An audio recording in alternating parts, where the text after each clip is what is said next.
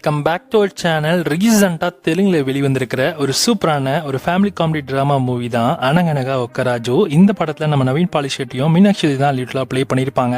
And படத்தோட தமிழ் வெர்ஷனை இப்போ நமக்கு நெட்ஃப்ளிக்ஸில் ஆட் ஆகியிருக்கு. தெலுங்கு, தமிழ், மலையாளம், கன்னடா, ஹிந்தின்னு மொத்தமாக 5 லாங்குவேஜஸ்லுமே இந்த படம் ஸ்ட்ரீம் ஆயிருக்கு.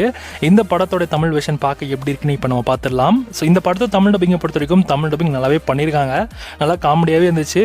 ஃபஸ்ட்டு நவீன் பாலிஷெட்டியோடைய அந்த டப்பிங் போர்ஷன்ஸ் கொஞ்சம் ஒரு மாதிரி தான் இருந்துச்சு. பட் ஆனால் படம் ஃபுல்லாக த்ரூ அவுட்டாக பார்க்குறப்போ ஓகே நல்லா தான் இருக்கே அப்படின்ற மாதிரி தான் ஃபீல் இருந்துச்சு. கண்டிப்பாக பார்க்கலாம். தமிழ் டப்பிங்லாம் பயங்கரமாக பண்ணியிருக்காங்க. ஸோ நல்லா காமெடியாகவே போகுது ஸ்க்ரீன் ப்ளே. தெலுங்கில் பார்க்குறப்ப இந்த படம் செம்ம ஃபன்னாக இருந்துச்சு. தமிழில் பார்க்குறப்ப இன்னுமே செம்ம ஃபன்னாக தான் இருக்குது. லாஜிக்கே இல்லாமல் ஒரு செம்ம ஃபன்னான மூவி பார்க்கணும்னு நினச்சிங்கன்னா இந்த படத்தை நீங்கள் கண்டிப்பாக ட்ரை பண்ணலாம். ஸ்க்ரீன் ப்ளே வைஸாக செம்ம இன்ட்ரெஸ்டிங்காகவே போகும்.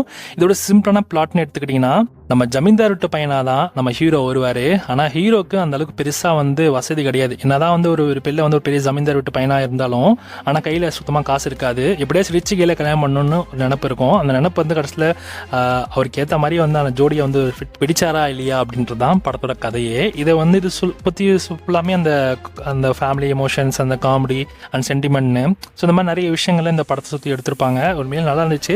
பார்க்கலாம், கண்டிப்பாக ட்ரை பண்ணி பாருங்கள். செம காமெடி தான் இருக்குது.